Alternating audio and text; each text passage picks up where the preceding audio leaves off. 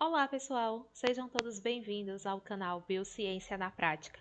Eu sou a professora Dani e elaborei essa videoaula pensando em te apresentar o tema Biologia, a ciência da vida.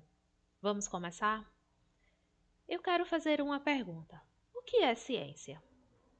Esse termo significa conhecimento, e todo conhecimento nasce da dúvida. Concordam? O método científico também se baseia nisso. Para o método científico, a observação dos fatos geram as hipóteses. E a partir da hipótese vem a explicação. Mas para que essa explicação tenha valor científico, ela deve ser comprovada a partir da experimentação. E a experimentação vai levar então à conclusão. Então, o método científico compreende a observação dos fatos, a formulação de hipótese, a experimentação e a conclusão. Aí a gente para pensar. A biologia é a ciência que estuda a vida. Mas o que é vida? Para te ajudar, eu vou apresentar as primeiras ideias sobre a origem da vida na Terra. A primeira delas foi a abiogênese. Nessa teoria, acreditava-se que era possível a formação de seres vivos a partir da matéria inanimada. Essa teoria também era chamada de teoria da geração espontânea. Mas vocês concordam comigo que essa teoria é impossível, mas por muito tempo ela foi motivo de discussão da comunidade científica.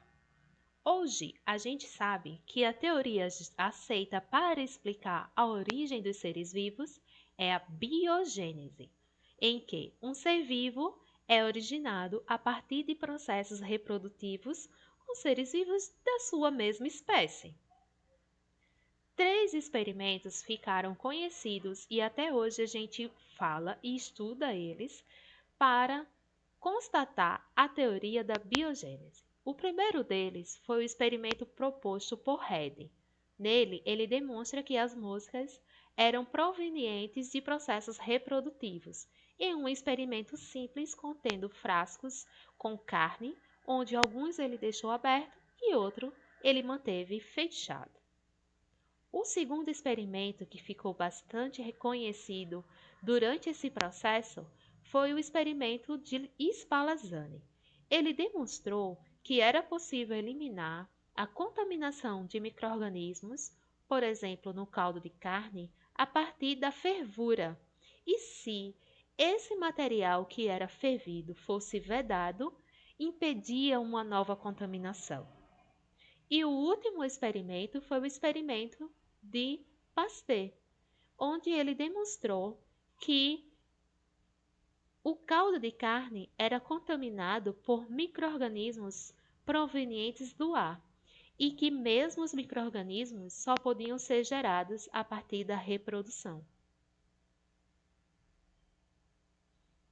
Porém, à medida que o conhecimento científico ia aumentando, as ideias iam se tornando mais complexas, a exemplo das teorias modernas sobre a origem da vida. A primeira que eu quero apresentar é a panspermia. Nela, acredita-se que moléculas ou até mesmo seres vivos simples foram trazidos por meio dos meteoros que colidiam constantemente com a atmosfera da Terra primitiva. E isso se baseia a partir da constatação da existência desse meteoro descoberto na Antártica em 1984. A evolução química, então, para explicar a origem da vida, foram teorias propostas por Oparin, que vocês observam aí no vídeo, e também por Aldani. Nessa teoria da evolução química, ele acreditava que era possível, a partir de compostos inorgânicos simples, originar moléculas orgânicas, e que essas moléculas orgânicas se acumularam nos oceanos e deram origem à primeira célula ancestral, a célula procariótica.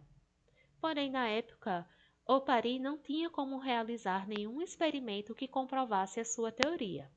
Daí, então, Milley e Urey propuseram esse experimento onde ele simulou a atmosfera da Terra primitiva com gases que ele acreditava existir e, passado algum tempo, ele obteve moléculas orgânicas simples, a exemplo de alguns aminoácidos.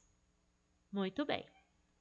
Mesmo a gente sabendo hoje que os gases utilizados por Milley não estavam presentes na atmosfera primitiva da Terra, o experimento dele foi muito importante e deu origem a outros experimentos que foi proposto por Sidney Fox e ele denominou de sistemas individualizados. Oparin já tinha tido uma ideia dessas formações que ele chamou de coacevados. Nos experimentos realizados por Fox, ele obteve então esse aglomerado de moléculas que ele chamou de proteinoides. A partir daí surgiram duas hipóteses: o mundo do RNA e o mundo do DNA. Nessas hipóteses, acredita-se que no mundo do RNA, o RNA ele era totalmente independente do DNA, ou seja, ele armazenava suas próprias informações, era capaz de transcrevê-las e de gerar as suas próprias proteínas. É claro que isso se baseia em teorias e que à medida que o tempo foi passando, esse RNA ele perde a função de armazenamento das informações genéticas, se tornando então dependente do DNA. Gostou do tema? Pesquisa mais um pouco sobre o mundo do RNA e o mundo do DNA. Muito bem. Então, considerando-se que essas moléculas se organizaram e formaram uma célula procariótica primitiva, como explicar o surgimento da célula eucariótica? Existem duas teorias para explicar esse surgimento. A primeira é a teoria autogênica, ou seja, a partir da célula procariótica primitiva, composta por DNA, citoplasma e membrana, foi realizadas várias invaginações, ou seja, a própria membrana invadiu o citoplasma e gerou tanto a membrana nuclear como as organelas membranosas. Muito bem, mas tem duas organelas que fogem a essa explicação: o cloroplasto e a mitocôndria.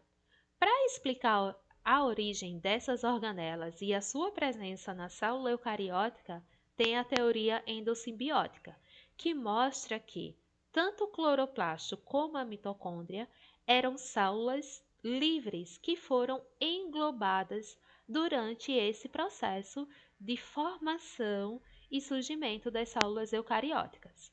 Então, aquelas células que conseguiram englobar a mitocôndria deu origem à célula animal, e as outras que englobaram tanto a mitocôndria como os cloroplastos deram origem às células vegetais, como a gente conhece hoje.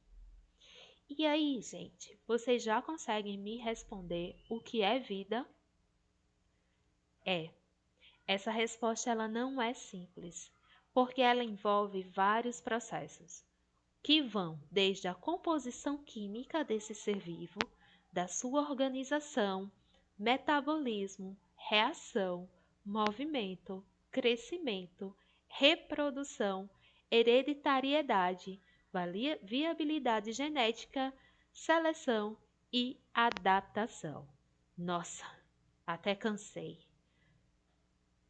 Se a gente considerar então que a vida é formada por níveis hierárquicos, a gente pode partir desde o átomo até a organização destes em moléculas, as moléculas originando as organelas a célula o tecido, tecido órgão, órgão sistema, o sistema formando o organismo. O conjunto de indivíduos vai formar a população em convívio com outras populações forma a comunidade e a área onde essa comunidade está inserida forma o ecossistema. Tudo isso de forma integrada, formando então a biosfera. E aí, vamos para o nosso resumo? Nessa aula nós vimos o método científico, as teorias clássicas e modernas sobre a origem da vida, a origem da célula eucariótica e os níveis hierárquicos da vida. Vocês estão de parabéns por estar até o final da aula. Aprofunda o teu conhecimento, procura novas fontes de pesquisa, explore a sua curiosidade. E a gente se vê no próximo vídeo. Até mais!